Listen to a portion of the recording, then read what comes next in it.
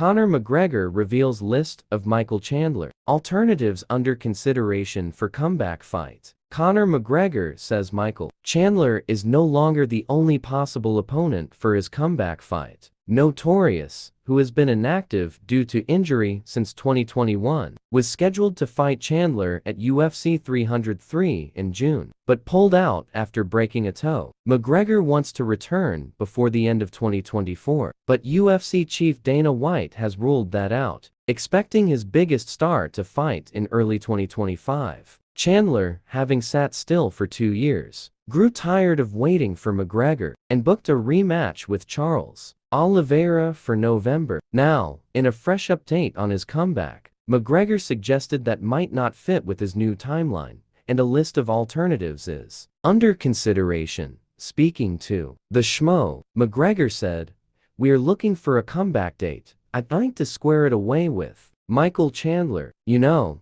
I'd like to get Chandler in. We've had our beef, and it's not settled." Advertisement. He has a match scheduled. I would like to fight before he's recovered. So there's a few names in the line at the minute. There's a few names being discussed. Nevertheless, Chandler still fully expects to fight McGregor in 2025. The American told ESPN, "I've made a pivot from McGregor to fight Charles Oliveira and become the #1 contender for the UFC lightweight title. There's no doubt that Chandler vs. McGregor happens at some point in 2025. And there's no doubt that when I beat Charles, I'm next in line for the title. Both of those fights will happen. I will fight for the title, and I will fight Conor McGregor, and I will bet the farm on it." In a separate interview with the Daily Mail, Chandler suggested McGregor is looking for easier opponents to fight. The lightweight fighter added, "He's fought through injuries before. As seen on the documentaries he released,